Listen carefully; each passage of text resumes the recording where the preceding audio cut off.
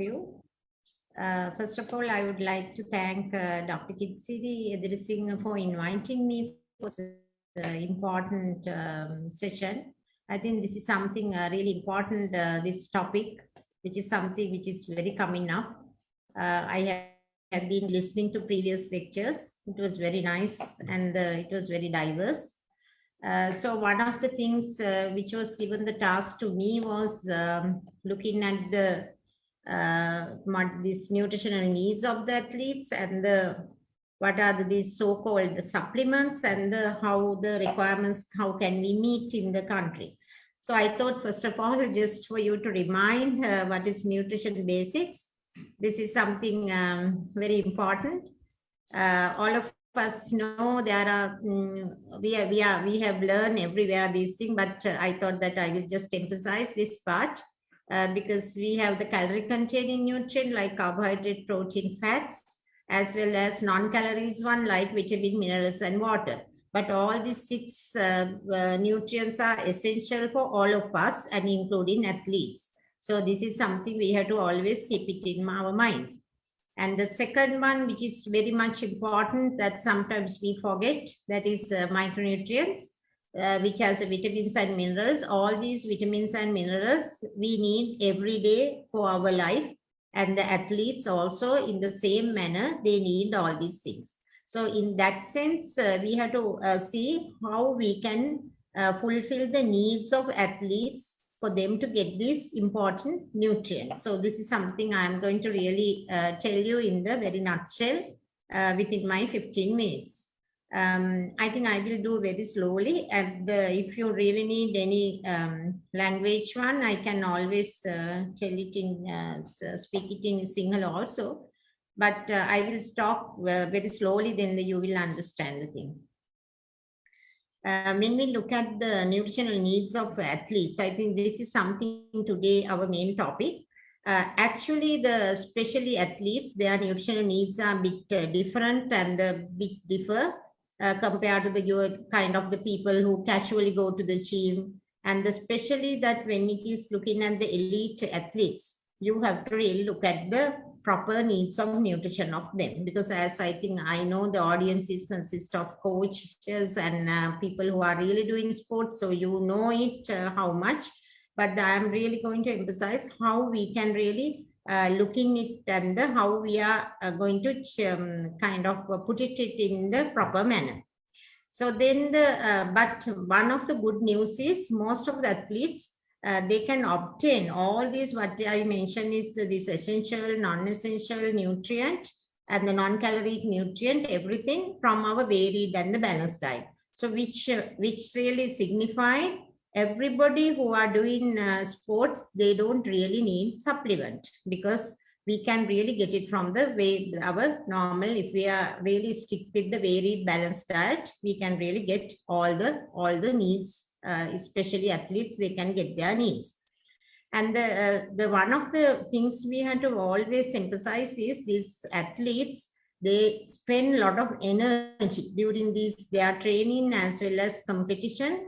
They need the high energy. So, I mean, as I mentioned you at the beginning, the basic, that how we are going to get energy. Energy we are getting from three things, that is carbohydrate, fat, and protein. So these are the three major nutrient we are going to get the energy. So then this is one of the principle we have to keep it in mind. So then when we look at the carbohydrate, because in Sri Lanka, I think there's a lot of myths going on. The carbohydrate is bad and they have to take a lot of protein and all sort of things. But when we really look at the importance of the carbohydrate, especially for these sports people in relation to sports, usually you need the carbohydrate to maintain our muscles and the liver glycogen stores. You know, as sports people, how much important this glycogen stores for them. And one thing is, now if the carbohydrate, especially this glycogen stores replenishing, whenever we have to replenish it whenever they, after an event or anything, with the carbohydrate rich food, then only you can get this proper glycogen into these muscles and the liver. But at the same time, what happens is, if they don't have the adequate amount of glycogen, after these prolonged exercises, the blood sugar level will drop and they can get this fatigueness, nausea, and the dizziness. So this is what the carbohydrate is very much important with sports people. So what are these, what carbohydrate, when we talk about the carbohydrate, it's nutrients, but when we are eating it as food. So with food, what type of food that we are just talking about? So we always think about for the athletes, they need the high quality carbohydrate.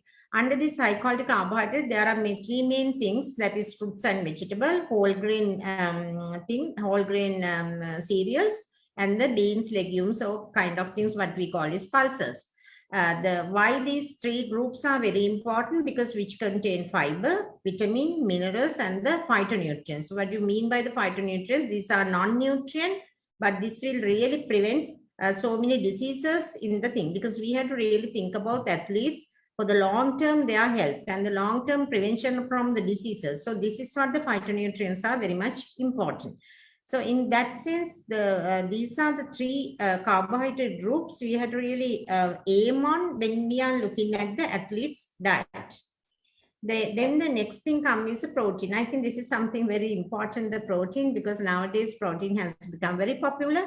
Actually, the protein, we can really get it from from their diet. You don't need to really go for the kind of supplements for everybody.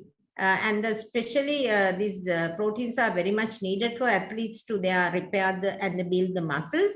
At the same time, another dangerous thing is when you are eating too much of protein. This actually, you are really putting strain in your kidney and your liver. Because we know that when we eat as a protein kind of food, what will happen is it will be breakdown in the liver. Then the liver has to work more, and then it produces urea, and the urea has to be flushed out through the kidney. Then the kidney has to work more. So what will happen? It's like a engine in the car. So when it work more, and what will happen to them? So then the wear and tear will be more high. So this is what unnecessarily when you take protein, it will be detrimental also. So this is something have to be keep it in mind. Then when we look at how much of protein people have, these athletes have to take, but usually normally we say that in the whole diet, it is about 10 to 35%, maximum 35% from calories. Not all our calorie need, if we need about if these athletes needs about 3,000 calories, all 3,000 you can't take from protein.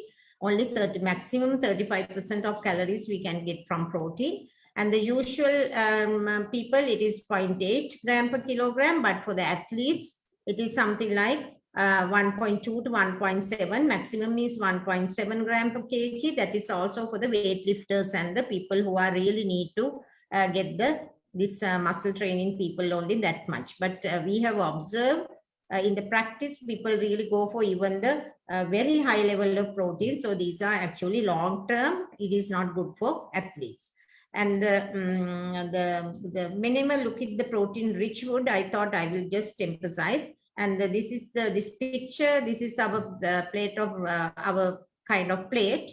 Now you can see that protein should be only the 1/3 of the half of our things for the thing, because we have to emphasize on the cereals, vegetables, and the protein, all three things, not only the protein. And the foods, there are so many foods which contain protein, you know, the vegetable protein and the animal protein. But when you are using a lot of animal protein, what will happen is, as I mentioned you, that it will really, when it break down, it will produce more uric acid.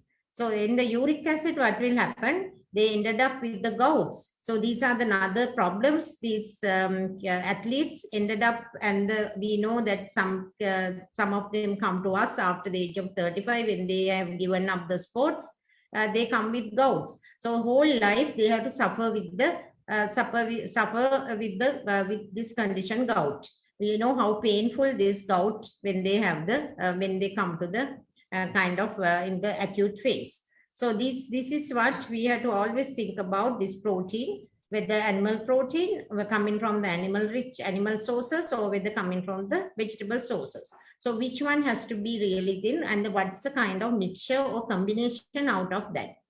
At the same time, when we are having a lot of animal rich protein, What happens is there are a lot of high saturated fat and the cholesterol, and the most of the time, as soon as when they finish their and end up their athlete career, they ended up with the heart attacks and the so many cardiovascular problems. So these are the other things we have to look at. At the same time, the kids actually, when they look at the things, they mainly go for this processed meats like this bacon, ham, and all sausages and things. This may be giving the protein, but at the same time, it will give too much of sodium to their system. So, and that's another health implication which will come up with at the end of their athlete career, they will end up with the hypertensive and the cardiovascular issues. So this is something very important that when we look at the protein, because it has become a bit of the kind of popular things among that kids that who are doing these sports. At the same time, the athletes also, they are really looking at this type of options. I think as coaches and things, you have to really direct people and these kids to the proper way of eating. These are the kind of options for this is something like if you eat this much of things, you can get about per day requirement for the normal people. But then for the athletes, it may be double of it. So you can see even with this type of normal diet, athletes can fulfill their protein amount. So it's not a very hard or very difficult task. So this is something we have to really give it from the food. That is much more important than giving it as a supplement. And another good thing is egg. So, egg actually we always call as a nature's multivitamin, because not only the protein, it has a lot of vitamins and some minerals also. As a result, with the eggs, it has really high potential to fulfill the protein needs. But at the same time, now in Sri Lanka, usually the one egg is something like 50 grams. So, and the athletes can take 2 eggs, even the 3-4 eggs without any problem. But most of the time, what we have observed is they try to take only the egg white and keeping away the egg yolk. But usually without any issue, they can have the 100 grams of egg. 100 grams is something like 2 eggs per day, without any harm into their other problem. And when you remove the egg yolk, what happens is you are getting only 3 grams of protein. Usually the one egg is having about 7 grams, and it contains half in the egg white and the half in the egg yolk. But if you remove the egg yolk, you are getting only half of the protein from the egg. So it's better to go for the 2 eggs per day for them, rather than throwing out the egg yolk out. And the egg yolk is the one which has a lot of vitamins and the minerals and the essential fatty acid also. Then another important thing is we can't really forget the hydration. So the hydration, usually we know it depends on the intensity of the training, and it's always the causes greater sweat loss and the environmental temperature. And it's in Sri Lanka, it is very hot and humid, so our sweat loss is very high. And the clothing. And whatever the clothing, that also really cause the quicker or sweat loss. And another thing is the genetics. Some people, they are more prone to get more sweats than the other people. So all these factors really affect the hydration. So in that sense, commonly, this is something general recommendation. We know that fluid, even the normal food, we get to a certain extent of water. But in addition to that, we have to really drink the water, and at least women, we say the 9 cups of fluid, and the men about 12.5 cups of fluid. But depending on the previous situations that I have mentioned, you can always increase double, maybe even the double of this requirement. So this is a kind of average one, but depending on those situations, individually, we have to adjust the water content of this, the water hydration of the athletes. Then another one very shortly, I am just looking at the supplements, especially when we look at supplements, and especially for the female athletes, you have to really think about iron and calcium, because they are losing iron every month. So then the replacement of iron, if they are not getting from the food, it is necessary. And the calcium also very much needed with the maintaining the bone health. So these are the two essential things you have to always look at in the female athletes if the food is not sufficient enough to meet their requirements. And another thing is, it's very popular, the sports drinks. We know sports drinks are good, that which will replace the sodium and the minerals also at the same time with the little bit with the carbohydrate. But we can't forget the fact sports drinks are like other soft drinks which contain sugar. So you know, high amount of this free sugar when people get, what will happen to them. So the carbohydrate is something else, because we are looking about the something like the quality for carbohydrate, and the sugar is not a sugar, though it is under the carbohydrate group. It is not the quality one, it is the free sugar. And then the taking high amount of the free sugar, they will get a lot of other health implications. Then by considering that, and the most of the things we can get from the food, then whenever if you think that people need the supplements, actually they need the professional guidance rather than just taking supplements. So this is what we have observed among the athletes. They just take supplements without much guidance.